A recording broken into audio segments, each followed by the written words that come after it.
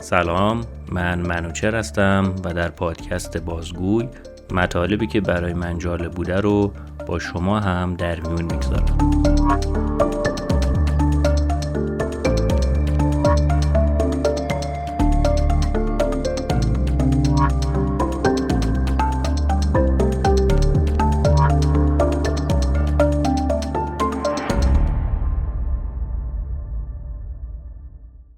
آیا تا حالا شده سر آخرین تیکه شیرینی یا نشستن روی صندلی جلوی ماشین با خواهر یا برادرتون دعوا کنی؟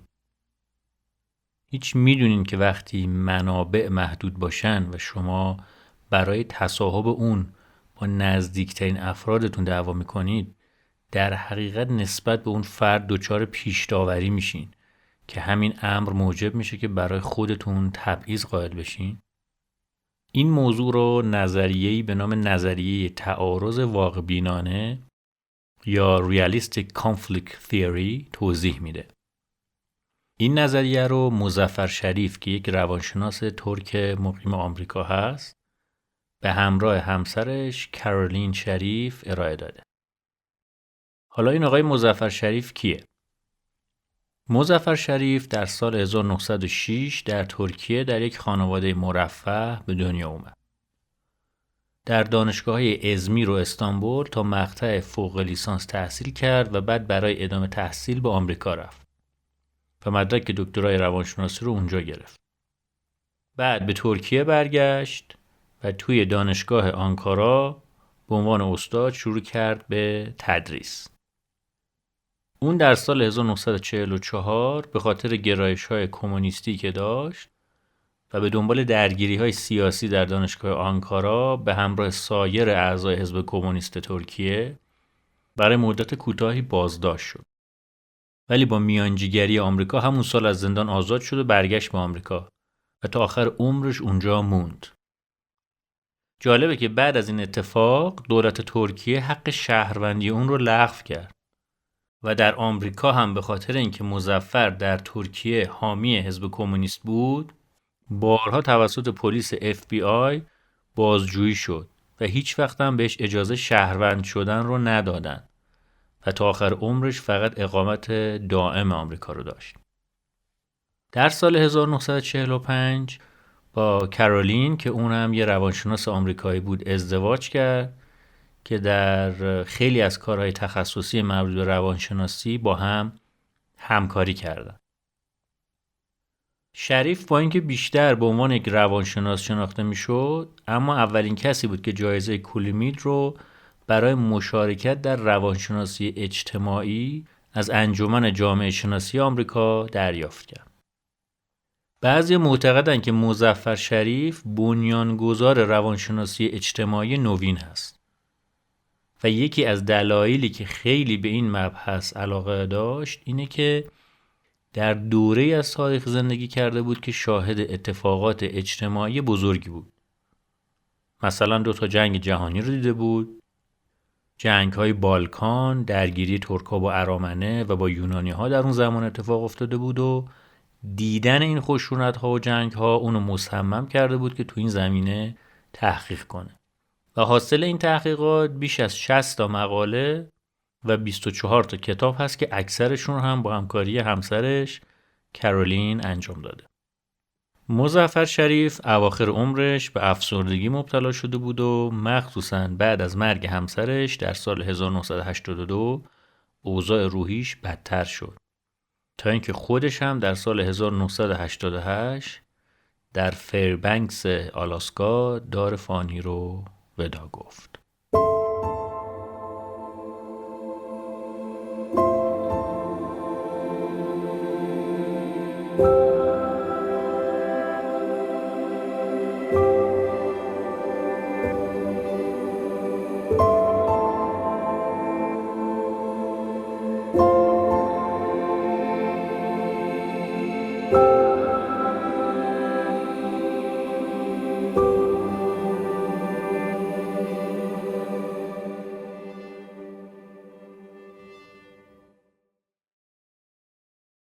حالا که با آقای مظفر شریف آشنا شدین، بریم سراغ نظریه تعارض واقع بینانه که حاصل کار ایشون و همسرش هست. یکی از کارهایی که اونا برای تحقیق در این مورد انجام دادن آزمایشی هست به اسم آزمایش رابرز کیو. دلیلی که این اسم رو هم برای این آزمایش گذاشتن اینه که این آزمایش در یک پارکی به همین نام در ایالت اوکلاهوما آمریکا انجام شد. در تابستان سال 1954 یه اتوبوس مدرسه با 22 تا پسر بچه های 11 و 12 ساله به پارک ایالتی رابرز کیو در اوکلاهوما رسید. پسرها فکر میکردن که میخوان کمپ بزنن و خلاصه عشق و حال به راست. ولی نمیدونستن که در حقیقت بخشی از یک آزمایش بحث برانگیزن که برای اونا طراحی شده و کلیه پرسنلی که اونجا توی پارک کار میکنن همه پژوهشگرا و محققینی هستن که اونا رو زیر نظر دارن. در مرحله اول که بهش میگن این گروپ فورمیشن یا تشکیل درون گروهی، اومدن این بچه ها رو به 2 گروه مختلف تقسیم کردن و ازشون خواستن که هر گروه برای خودشون یه اسمی انتخاب بکنن. یه گروه شد گروه عقاب ها و اون یکی شد گروه مار زنگی. در هفته اول هر گروه فعالیت های مختلفی رو بدون تعامل با اون گروه دیگه انجام دادن. رفتن با هم تفریح کردن، شنا کردن، پیاده روی کردن، با هم بیشتر آشنا شدن و سردسته هاشون رو مشخص کردن. اسم گروهشون رو روی پیراهن‌هاشون نوشتن و برای گروهشون پرچم درست کردن و به نوع گروه هویت پیدا کرد. خب حالا زمان این رسیده بود که 2 گروه با هم برخورد داشته باشن. در مرحله دوم که بهش میگن فریکشن فیز یا مرحله استکاک، 2 گروه باید با هم به رقابت میپرداختن. پژوهشگران مسابقات مختلفی از قبیل بیسبال یا طنابکشی بین 2 تا گروه برگزار کردن و به گروهی که برنده میشد جایزه میدادن تا یه جو ما علیه اونها در این 2 گروه شکل بگیره. بعد برای اینکه تنش رو بیشتر بکنن اومدن منابع رو محدود کردن. مثلا غذا رو در اختیار یک گروه قرار دادن و به گروه بعدی گفتن که چون غذا کم بود و فقط به اون گروه رسید شما باید صبر کنید. روز بعدم در مورد آب این کارو کردن و این کارها باعث شد تا بین 2 گروه درگیری پیش بیاد. به طوری که یک گروه به اون یکی گروه شبیخون زد و چیزاشون رو دزدید و اونا هم در جواب پرچم گروه متجاوز رو آتیش زدن. خشونت داشت بالا می گرفت و ذهنیت منفی و پیش‌داوری های 2 گروه نسبت به هم بیشتر و بیشتر می شد. تنش به قدری بالا گرفت که کارکنای اونجا در بعضی موارد مجبور بودن دخالت کنن و اونها رو به آرامش دعوت کنن و از اعضای 2 گروه بخوان که مشکلاتشون رو با صحبت کردن حل کنن.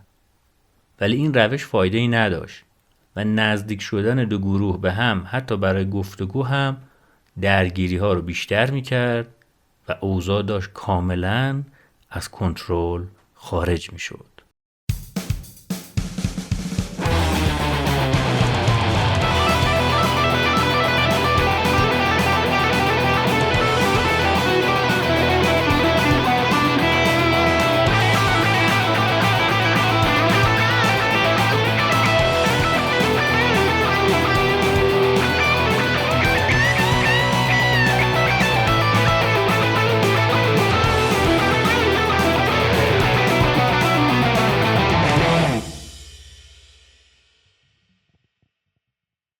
زمانی که تنش ها به اوج خودش رسیده بود، پژوهشگرا یه راه حلی به ذهنشون رسید. اینجا بود که وارد مرحله کانفلیکت رزولوشن یا مرحله حل مشکل تعارض شدن. محققا اومدن دریچه مخزن آب کمپ رو مسدود کردن به طوری که دیگه آب آشامیدنی وجود نداشت و بچه ها به تدریج تشنه شدن. بعد کارکنان کمپ اعلام کردند که همه افراد باید برای رفع این مشکل همکاری کنند. گروه ها اول با اکراه شروع کردن به کار کردن. این همکاری مشترک منجر به این شد که آب وصل بشه و همشون با هم خوشحالی کردن. بعد گفتن که کامیونی که غذا میورد خراب شده و همه باید با هم هلش بریم تا راه بیفته. دوباره همه کمک کردن تا این مشکل هم حل بشه. چیز جالبی که اتفاق افتاد این بود که توی مشارکت برای حل مشکلات تعارضهای بین گروهی از بین رفت و همه برای یک هدف مشترک به خوبی با هم همکاری میکردن. یعنی وقتی پای منافع مشترک در میون باشه تعارضها از بین میره. پژوهشگرها 4 نکته رو تو این آزمایش متوجه شدن. 1. اینکه اختلافات فردی باعث تعارضات قومی نمیشه. یعنی سن، نژاد، فرهنگ یا مذهب خیلی مهم نیست. 2. اینکه نگرش‌های خصمانه زمانی به وجود میاد که گروه‌ها برای منابع محدودی که فقط یکیشون میتونه به دست بیاره رقابت میکنن. 3. اینکه با بحث و گفتگو نمیشه این تعارض رو حل کرد. و 4. اینکه تنها یک هدف یا دشمن مشترک که همدلی و همکاری ایجاد بکنه میتونه اصطکاک رو کاهش بده. اینجا بود که مظفر و همسرش نظریه تعارض واقع بینانه رو مطرح کردن. این تئوری توضیح میده که چطور خصومت توسط رقابت بر سر منابع محدود مثل پول، قدرت، دفاع نظامی یا موقعیت اجتماعی به وجود میاد و اینکه این منابع واقعاً محدودن یا فقط اینطور تصور میشه مهم نیست.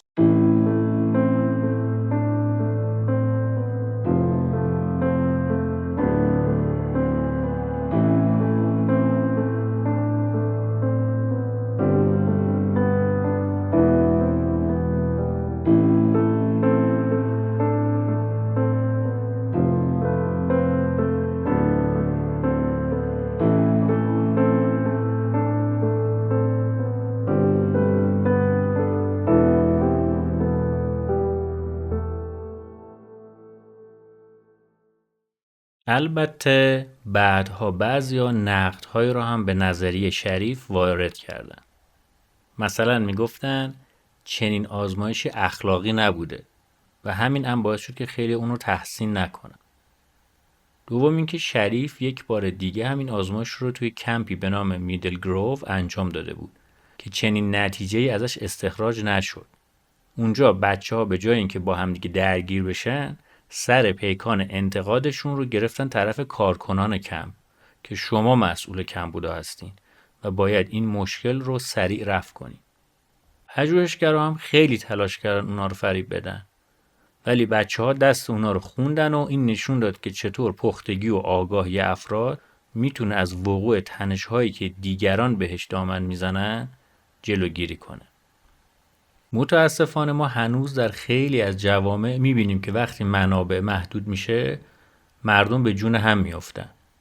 به جای اینکه فکر کنن ریشه اون کمبودها کجاست و چه کسانی مسئول اون کمبودها هستن.